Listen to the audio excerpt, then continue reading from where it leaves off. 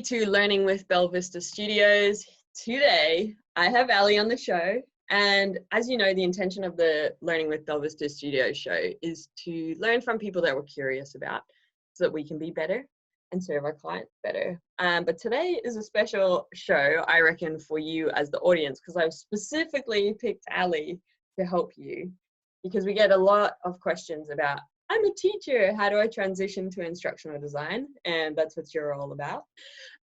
So I'm really stoked that we can help people out on this journey, because my kind of tips and stuff are limited. So welcome and thank you for joining. Thank you. I'm really excited to be here. The first question I want to know is, I guess I was a student in school. That is my experience of teachers. And now being an instructional designer, I can make the link back to, I see how they probably would have got there to teach me. But what are the comparisons between instructional design role and teaching?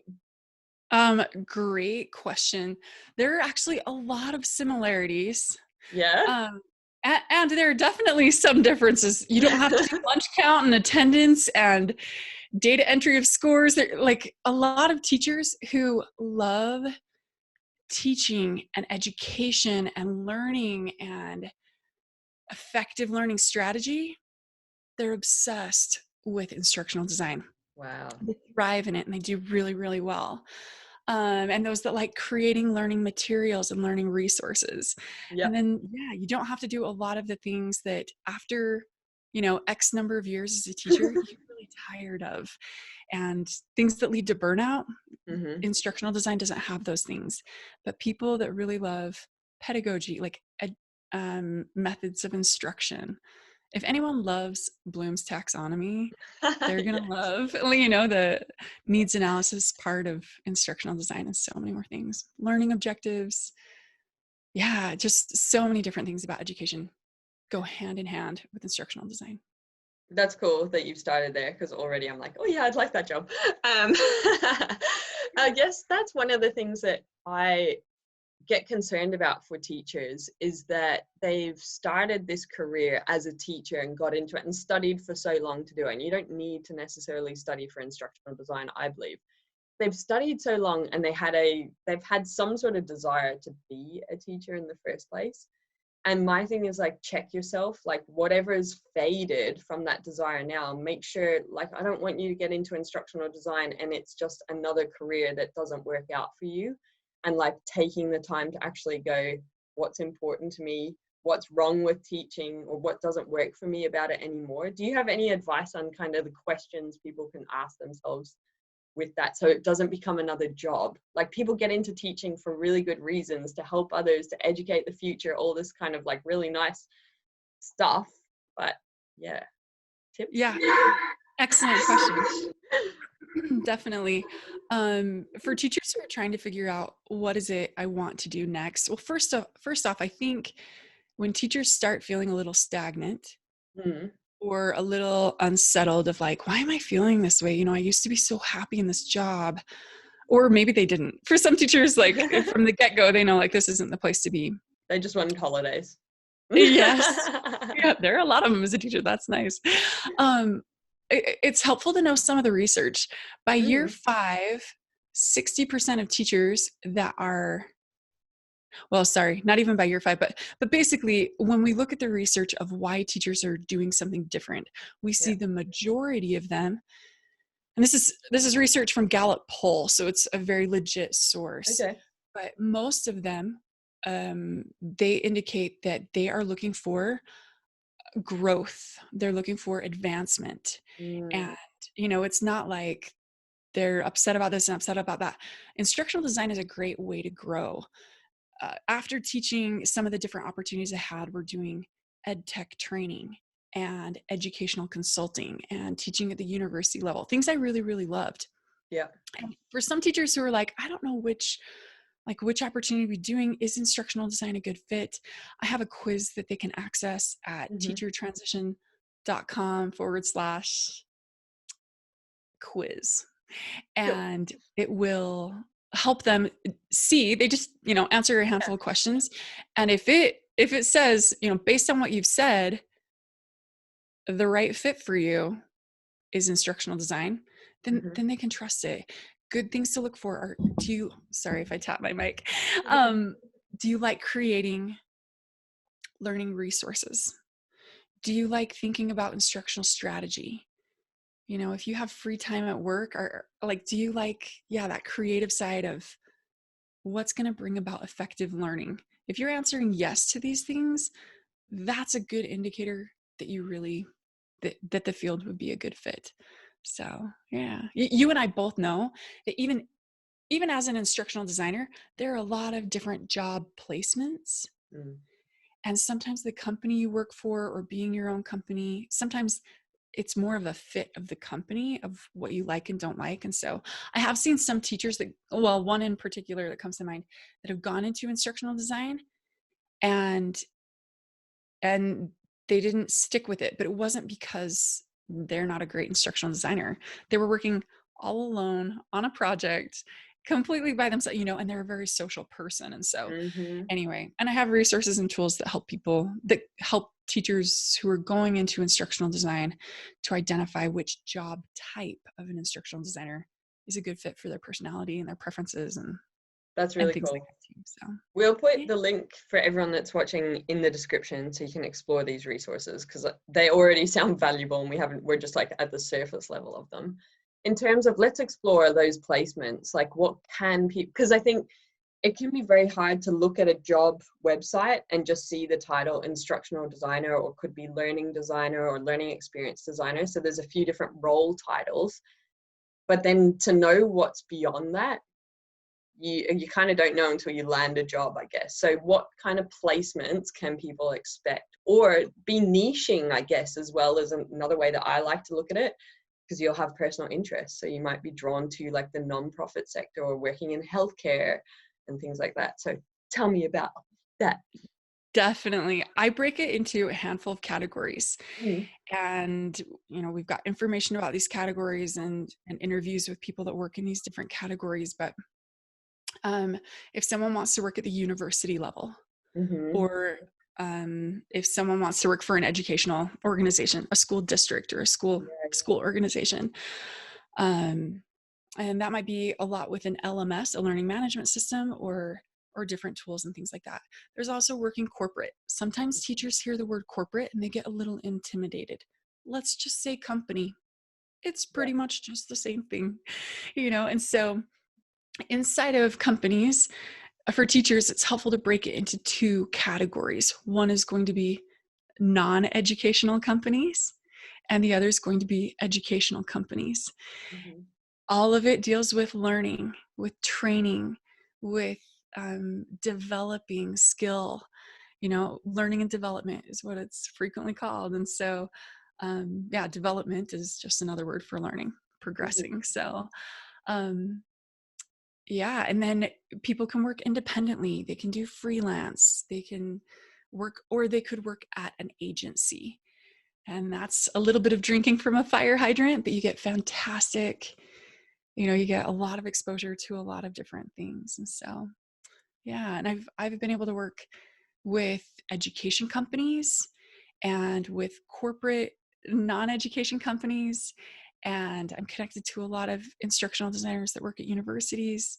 I've done independent freelance, and I now run an agency for instructional design. So it's been awesome. It's totally been awesome to just see it from a lot of different perspectives, the pros, the cons, the strengths, the different varieties of it, and to see teachers in all those categories. Yeah. And I think for us, like our client base is corporate, and in there, you know, it's not always like gray and reactive sort of stuff. Like there are skills-based training and customer service, but a lot of it is around, you know, like communication, or a lot of our initiatives at the moment are, how do you beat stress in the workplace? How do you, as a manager, open a conversation to talk about well-being? So there are really nice places that you can play within corporate or within companies.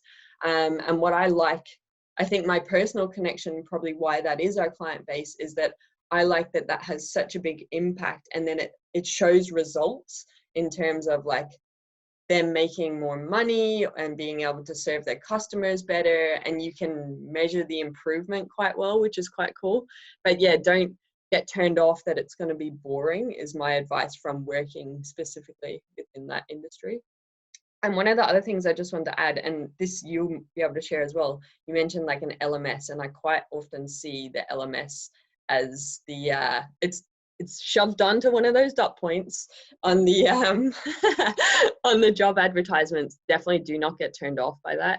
It's literally like, it's a system that you can learn, and they will have a manual and you can just Google it. You do not need to know. If they mention one specifically, just Google and find out like a bit of the language and what they're about. But you will have used some sort of admin system in the past, whether it's like an enrollment system in the classroom or the marking and grading system. Just picture it like that, but for your new organization. So don't get scared. Don't not apply for jobs just because it says you need experience doing that. Absolutely. I completely agree. Teachers are oftentimes familiar with Power School or Canvas in structure, different things like that. But yeah, they shouldn't disqualify. I always say, don't be the one that disqualifies you from this opportunity. If a job application, well, first off, a lot of job descriptions, they're written really poorly. Mm-hmm. And so if it's hard, if it feels like it's hard to understand them, well, it probably is. I read some of them sometimes and I'm like, what are they getting at with this anyway? But if it's saying, you need to be able to do X, Y, and Z. And if a teacher's like, I can do A, B, C, D, all of these things, but I can't do Y. So maybe I shouldn't apply for this. Like, no way. It's, an LMS or so many things. You're so capable. Don't be the one to disqualify yourself from an opportunity. And I think the big thing that I always harp on about is the transferable skills that you have to help you. So what I did was I've actually picked out some of the skills that are in a job description, right, for an instructional designer that are very much our language. And I think that's the thing, is making the link between the instructional design language and the teaching language. And you can get there through Google, but you need to know what to search. So I thought, let's play like a little activity where I've got like basically what they say in job descriptions. And I'd love you to go, this is the transferable skill that you have as a teacher. This is great. I feel like it's not like it's Family Feud, but I'm like, welcome to a game show. Let's do this. Yeah. Yes. Like, can we find this? Can we gamify this somehow? Just kidding. What would you? Okay, I'll make sound effects for your reward based on how you go. Awesome. Cool. Okay. Transferable skill number 1. Okay. The criteria is to design and develop training with proven methodology. Excellent. I would just say instructional methods. Like a lot of teachers, I'm in the US, and teachers have to pass these exams to certify to be a teacher. If you've ever taken one of those and passed any of those, you already know a lot of the methods and things, a lot of the, everything that you just referred to, theory and methods. So are there more that we can add to our toolkit, so to speak? For sure. We can always keep learning, but you already know a lot as a teacher. Yeah, that's cool. What would some of them be? I don't know what they are. Oh, as far as methods and instructions, off the top of my head, I'm going back to like Bloom's taxonomy, Vygotsky, just everything that I'm so grateful I don't have to do those exams for anymore. But yeah, it's especially interesting because sometimes teachers that taught the primary grades or elementary grades, sometimes they feel like, oh, I'm just like a primary grade teacher. But really, secondary ed, when they're studying science and studying math and studying these topics, elementary and primary education teachers are studying more of different theorists and different methods. So in some ways, the elementary primary grade level teachers have, I don't want to say an advantage, but maybe a little bit more exposure to some of those things. So if anything, they should maybe feel a little bit more confident. Oh, that's quite cool. I like it. Debunked, people. I guess one of the things that I would say is, you mentioned one of them, Bloom's taxonomy. So I would just say Google these 3 things. These are the 3 that I've just picked, but I think they continuously come up. And if you've got this lingo down, you'll be able to write your resume quite well and perform in interviews as well. And you'll be able to identify your own transferable skills. So there's Bloom's taxonomy, that's your learning objectives, adult learning principles, because obviously you got a different audience group now, and ADDIE, which is ADDIE. So just have a look at that. It's a process of instructional design to get from start to finish. So thank you. Nice work, Ali. And I guess as well, like breaking it down, design and develop training with proven methodology. You got a goal and you need to get a result. How do you get there? You know, so you have a curriculum that you need to teach and you need to get it to kids. What do you do in the classroom to make that happen when you're planning, you're doing your lesson plans and all of that sort of stuff? Right. And with teachers, you know, regardless of the country or wherever anyone is, you know, your country or your district, your area where you live in, they give you standards and objectives, but they don't always say, here's how you have to teach it. Yes. And so like in some areas they do, right? But the teacher comes up with that strategy, that game plan, that lesson plan. You know, they make scope and sequence for a year or a curriculum plan. They're already doing all of these things. There's just different words, you know. We hear curriculum development maybe in a corporate setting.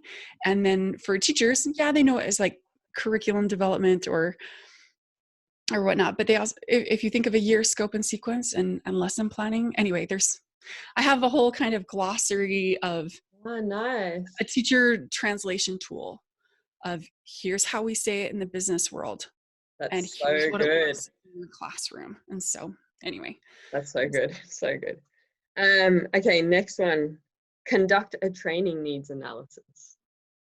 What does that look like for teachers? Conducting a training needs analysis is going to be pre-assessment. You know, you are identifying what are the needs, what needs to be addressed. Yeah. And then you develop your game plan or your lesson plan and everything that you're going to do based off of what those needs are. Nice. Cool. Ding. Another thing that they quite often have in there in the job descriptions is working with subject matter experts or stakeholders to understand learning objectives. What does that look like in teacher land? Excellent. Working with subject matter experts. So oftentimes in teaching, we don't have like a person that's right there with us and they are the subject matter expert in a corporate world. But in a teacher setting, I remember when I taught 6th grade, and one of the topics I taught, because it was an elementary level, so we taught all the topics, but I had to teach microorganisms, euglena, protozoa, and maybe I'm a crazy person, but I had never heard of some of the science things that I had to teach. How's a kid pronounce that? I couldn't even pronounce it. Right? let alone all the objectives that went with it. Like, how does this thing eat? How does this, like, what size is it compared to these other microorganisms? So the same thing happens in instructional design. You're put on a project and you have no idea what the project's about, right? A teacher reached out to me like 2 days ago and she's like, okay, so if I want to do instructional design, how do I design stuff that's on topics I have no idea about? And then she said, for example, submarines. Like, I wouldn't have no idea.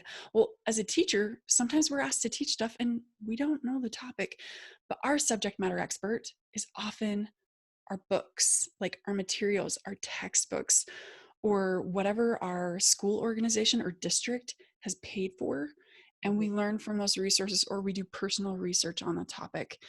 And so, you know, a teacher sometimes is looked at as this like all-knowing, you know, I can ask the teacher whatever and they know everything, but we had to learn it. And it's, you know, it's the same. So a subject matter expert in the corporate world is usually a person, but sometimes the companies will say, here are these like written resources that you can refer to also. As a teacher, it's oftentimes, here's your textbook, or here are these conferences you attended to learn about this topic more, or online resources, whatever teaches you the topic. So. Love it. That's really cool. I feel like I'm not a teacher, but I feel like I'm in the teacher seat right now. I'm like, oh my God, it's making so much sense. So I hope people are Good. getting that. Another thing, I think this is more jargon. I'm breaking through the jargon, but that's the whole point of this. This is the last one I have, is creating learner quick reference guides. Excellent. Yeah, a quick reference guide or job aid, like, Mm-hmm. oh my goodness, teachers do this all the time. Just think of a worksheet. A Yes. worksheet, a reference material for your students, or a bulletin board. If you are making like a bulletin board on your wall so that your students can just reference information, boom, you've done this. You've done it for years. And so, yeah, it's anything where someone can just glance or refer to quickly, Mm-hmm. and they get the information they need. Sometimes in instructional design, it's clickable. And sometimes teachers hear that and they're like, oh, technology, I'm scared. And it's like, well, oftentimes you're not the one that has to make it clickable. You know, if teachers are intimidated by the tech, there are plenty of instructional design jobs and opportunities where they're doing more of the earlier parts of ADDIE that you referred to earlier. They're working with the objectives, they're working with learning strategy, kind of like lesson plans, and they don't have to do all the clickety click. So, Yeah. but yeah, I digress into other topics. No, But that's yeah, there's worksheets. some of the things that I wanted to get into anyway. Do you have any other before we move on from this little challenge that we have? I mean, the crowd's going wild in the background, by the way. Any other jargon terms or that you could help debunk or make digestible for teacher speak? Yeah, there's so many things when, you know, in a job description, if you see implement, uh, Mm, if it's a live training, that's just teaching, right? And teachers are very familiar with that. If they see training, you can interpret that as instruction and teaching. There are so many areas of overlap yeah, between teaching and instructional design. It's just terminology differences, and sure, there's more skills, you know, to add to your tool belt and things that you can learn. But teachers can and should have a lot of confidence in transitioning from one into the other, and it's a great next step, a great way to advance and progress on your career path. So yeah, it's love it. great. That's really cool. Mm-hmm. We'll check out the glossary, people. Sounds really good. I think you bring up a good point around the, what is it, more so the delivery in terms of like instructional designer, and then sometimes it's purely just instructional design, and then sometimes it's an instructional designer with a flair for face-to-face, flair for e-learning or webinars. So I think have a look at that. You can pick up on the language. It doesn't mean that all roles are like that, but it means sometimes what it means is they just need, well, this is, I guess, clues. Hey, like this is going to be a solo gig because it doesn't sound like I'm going to be a part of a team and I'm doing everything from start to finish. Or sometimes if it's like purely instructional design, you can assume then that there's someone picking up what you create and then they're going to make it into whether it's like PowerPoints or e-learning or facilitator guides or a job aid. So you don't necessarily need the skills to be able to make that interactive or clickable, as you said as well. I think that's, yeah, be Yeah. aware of that because you got to know your own working style. Hey, like I'm social, and especially being with a teacher as a, like in a classroom is just chaos and blah, blah, blah. So maybe you need that energy and you vibe off that. But then I know I'm a solo worker. Like I like to just be in my zone, get stuff done, you know, and I'm quite comfortable with that, but not everyone is. So recognizing how you like to work and what clues might be in that job description as well. Yeah, I completely agree. And if you know anything about the company or if you have any connections that work at the company, you can ask a little, you know, you can get insight into that in advance. And so when I was no longer a classroom teacher and had done ed tech training and other things like that, the first setting that I worked in was an agency. And so I was in person surrounded by coworkers, orchestrating projects largely. And, Yeah. but I loved the interaction with people, but I didn't take work home with me, you Nice. know, and that was really nice. And then later worked at a different company, and again I was kind of overseeing the projects and doing the coordination work as an instructional designer between the things. like different handoffs to different people. But yeah, exactly what you're saying. If it's a smaller company, sometimes an instructional designer will kind of be a one-man band, and they're doing all the planning and the creating. But my experience has been that the bigger the company, or the bigger the instructional design team, Yeah. the more that you hand off responsibilities so you can specialize in different parts of what you really like. So Yeah, true. yeah. How long ago did you transition from teacher to instructional designer? My last year of teaching was about 7 or 8. It was 2013 or 2014. I'm trying to remember off the top of my head. But yeah, it's been a good handful of years. 7 or 8 years. Yeah. So, okay, think back now to your 7-year younger self. Uh-huh. Lally. What was going through your head then, and what would you say to yourself if you're like coaching your younger self through that transition now? You know, this is exactly why I started teachertransition.com, is because, and I know I mentioned this briefly before we hopped on the call, but I've always wanted to be able to go back and help the me 7 years ago, because it was one of like the hard, I mean, it might sound weird or it might sound too deep or too serious, but it was one of the hardest times of my life. I had planned on being a teacher. Both of my parents were educators, and my heart was so in it.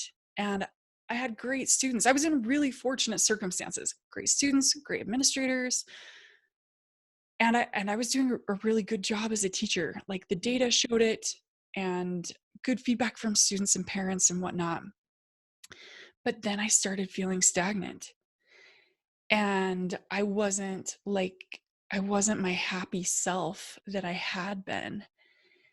And I could tell, and I'd taken like some really great research back surveys about myself to figure out like, why am I feeling like this? And it was very clear that of the different areas of personal well-being, my career well-being was the area that was struggling. I wasn't progressing. I felt like it was Groundhog's Day every day at work. I'd already said the same things 1,000 times. I'd been asked like, can so-and-so go to the bathroom? Or what about this question about writing or reading or science or whatever? And I was no longer growing and progressing at the trajectory that I had been my first handful of years of teaching. And so I just felt stagnant. So to answer your question of where was I then, man, I was wanting to progress. I was wanting to grow. I knew I was doing really effective things in my classroom, and I was wanting to share those beyond the walls of my classroom. So I started presenting at educational conferences, and those things were going really well. I was using a lot of ed tech, and that was going really well. And some of the companies I was starting to collaborate with, and opportunities developed there. And so, yeah, as far as where I was then, I was so ready for more. Mm-hmm.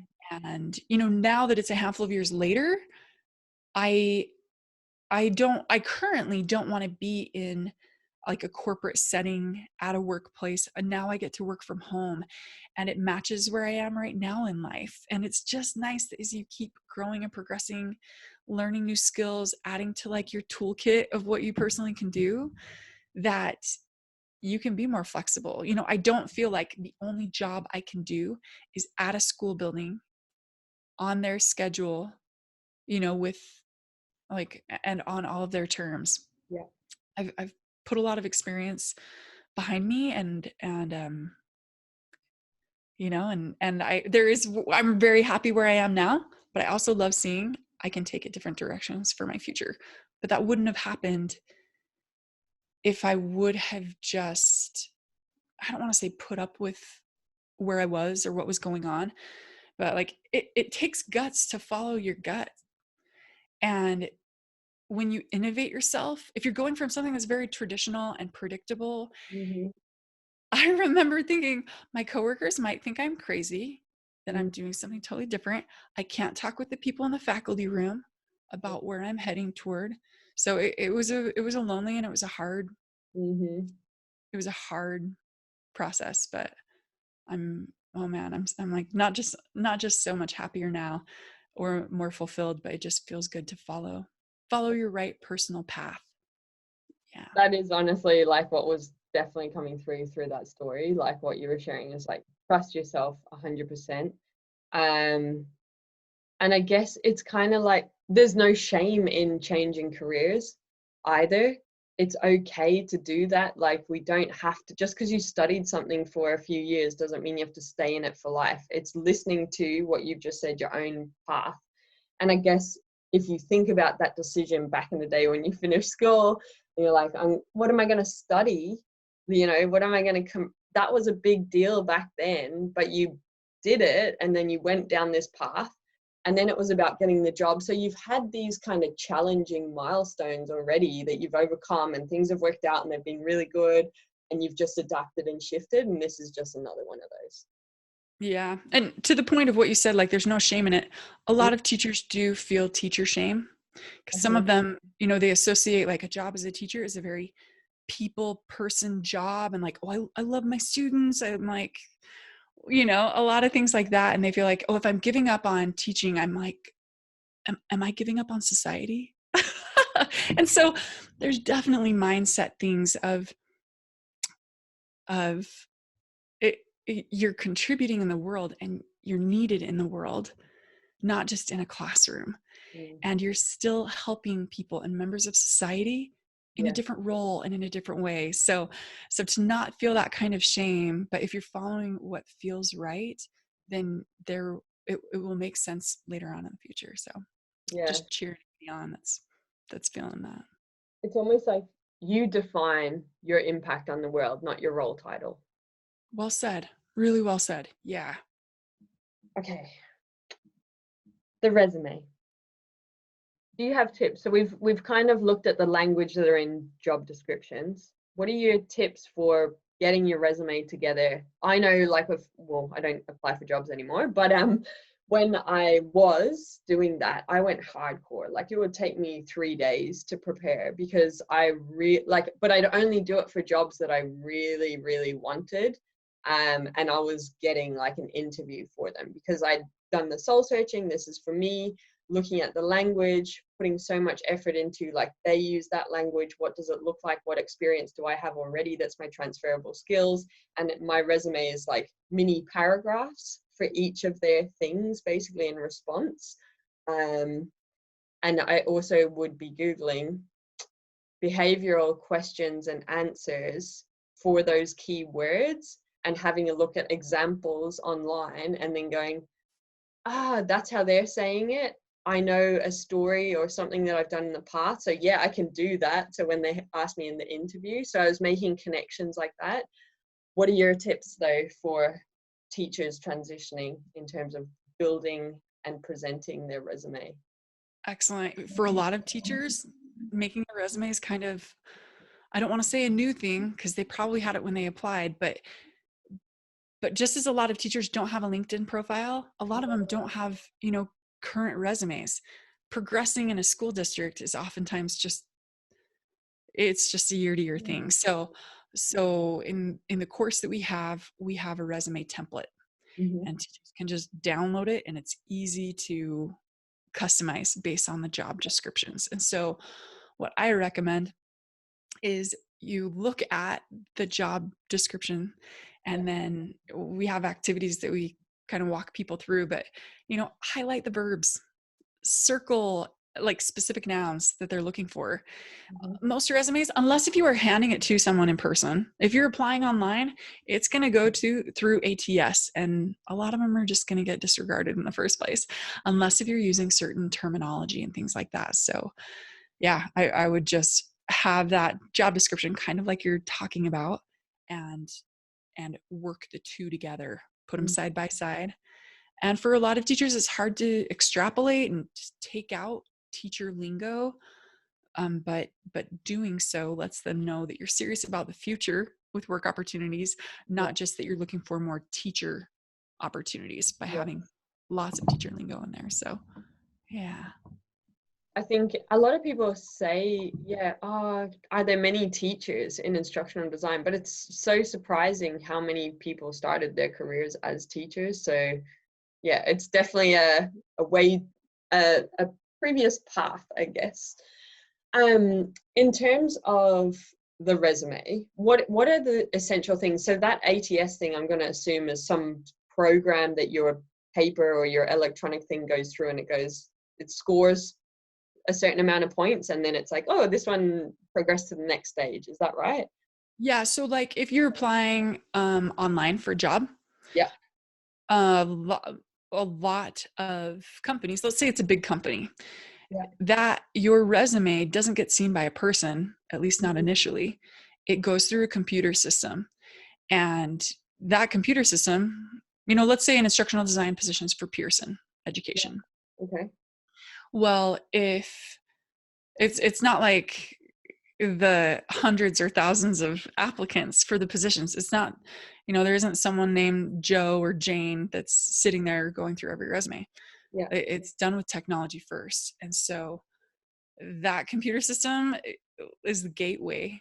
Yeah. And if a lot of things don't get by the gate because they're not formatted correctly, or because they just don't have, like, it's not that the teacher doesn't have what it takes or the applicant, it's that their document doesn't have the words that are needed. Mm-hmm. So it's really important in order for it to get by that gateway to get seen by actual people.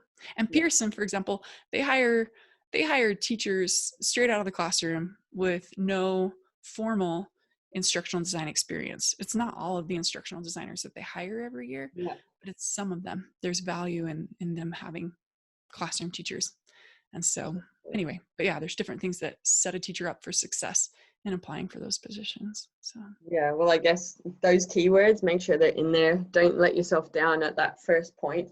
One of the things that I always say to people is, do you know the STAR method?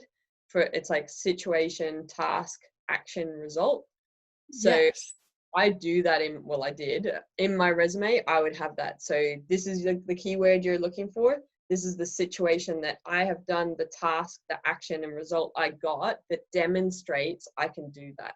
And I would do that for each of those keywords and basically tell a story in my resume. It is one page, but I'm able to, I guess, do it concisely. There's an app called the Hemingway app as well. Sorry, it's just a website where you can copy and paste your paragraphs in, and it will tell you if there's too much like jargon or too many adjectives, passive voice, and it helps you say things as concisely as possible when you're trying to squash stuff in. It's like a readability thing, but it helps you when you're trying to, like, if your resume has to be 2 pages or less, be able to demonstrate your skills as much as possible and communicate that by not having a whole essay behind you as well. That's great. I just wrote that down. Thank you. Awesome. No worries, mate. In terms of interview questions, do you know what, like, most common kind of things or a hurdle or a challenge that a teacher might have in terms of an interview question when they get to that phase? Yes. And we do have like a top 10 questions resource for interviews. But I would say, can I just interrupt you and say that your resources sound fantastic? Like, that's everything encouraging. is like, what would be like, I'd really want to know, because I was like, if I was a teacher, what would I want to know from Ali in prep for this? And you're just like, I've already got it, just fill it out for your context. So that's awesome. That's super helpful. That's encouraging to hear. Thank you. I think I know that anytime our teachers in our course mention like, hey, this would be helpful or that would be helpful, if I don't already have it, it just makes me want to get right on top of it. You know what I mean? Yeah. It just really helps. So yes. And in our course, we have a recorded interview with a former teacher who then worked at some education companies, and she has interviewed hundreds of teachers, and she answers the same question that you asked of where is the biggest like caution area in an interview, or like what would be helpful for teachers to know. She goes into a lot of depth with it, but I thought it was fascinating to hear that out of hundreds of people that she's interviewed, hundreds of teachers who are trying to get different jobs that she's interviewed, only one has answered this question really, really well, like with flying colors. Mhm. And it's the question of like, why are you looking for a different job? Mm. And so for a lot of teachers that are looking for different jobs, there can be a lot of angst. If people have kind of overstayed their welcome, maybe they've been in the classroom a little bit too long, Yeah. then, everyone has hard experiences. It doesn't mean that like the place for that therapy session is your interview with your next potential boss, because if so, they probably won't be your next boss. So, but really, really the way to angle that, for everyone, the answer would be different. But Yeah. for me, back then, it would have been, something along the lines of seeking further growth, Yeah. or I really know that my strengths and my gifts and my talents and my interests are very aligned with helping people learn and creating effective resources. Like I can see in the classroom that I come alive when I do X, Y, and Z. And because of that, I'm intentionally navigating my career path Yeah. to do X, Y, and Z, which is part of this job position. And if you want to see like some amazing skills in this area, you should totally hire me. I You know what I love mean? that. I love Yeah. that. It is essentially, that's what you're doing, is you're specializing. I've been a generalist.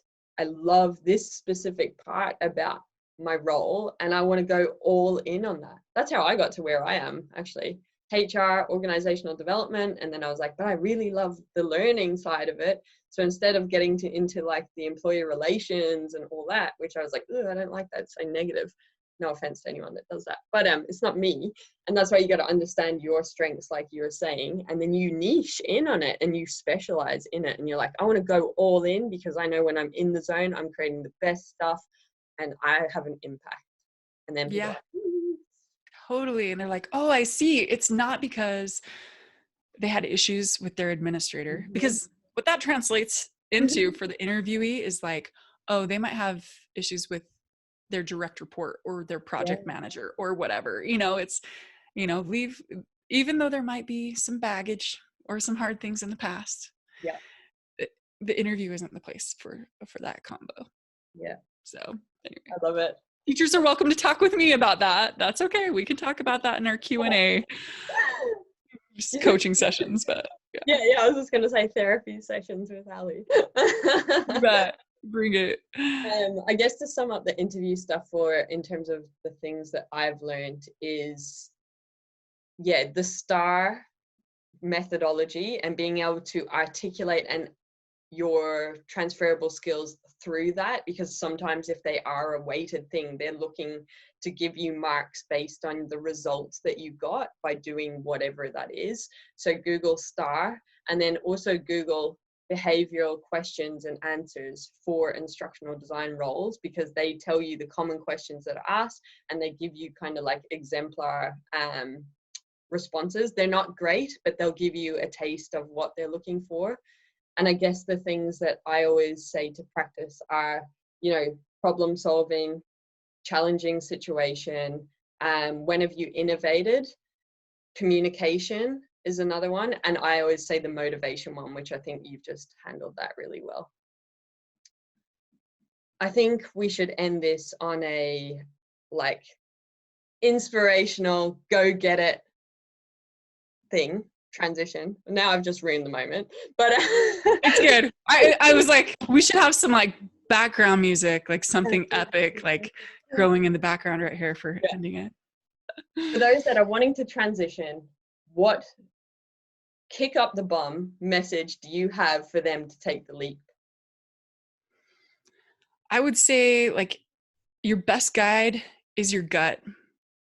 And I would also say your best guide is knowing your strengths and your interests. Mm-hmm. And so if what a teacher loves is creating learning materials, and if it's strategizing, how can people learn effectively? Like if you love, any of these things, there are different roles in instructional design that really capitalize on those things. The instructional design world is a better place because teachers get into it. And so it will always help a teacher to learn instructional design. Even if a teacher decides like, I actually want to stay in the classroom. You'll be a better teacher because of the instructional design that you've learned.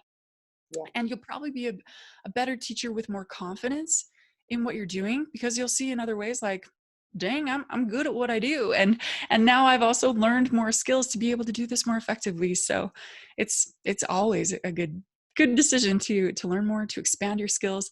And I will also say, with the, you know, all the current crazy things that are going on in the world right now, we see so much more education going online, including traditional classroom teachers, right? And so right now there's a lot of kind of crisis education going on, where people are teaching, doing like a class lecture, but over Zoom or something like that. But if a teacher knew how to build a course online, they could kind of set it and forget it a little bit. Like, they could create it once, have it there, all their students could access it anytime. If their district were to see that from a teacher, the district would know who to go to help them create a better strategy for their whole learning organization. Wow. And so anyway, it just really creates more growth opportunities for a teacher's future. There's no reason not to be learning instructional design. That's really cool. Ali, you're a legend. teachertransition.com. I know that this is going to have such a positive impact on the people that watch this. There's just so many tangible, practical takeaways. So thank you so much for sharing your knowledge and your experience with people. I know it's going to change lives. It will. Thanks for having me on. I hope it's helpful for everybody. Yeah, there's no doubt. Absolutely no doubt. It's fucking so valuable. This has been Learning with Belvista Studios. Thank you for watching and have an awesome day.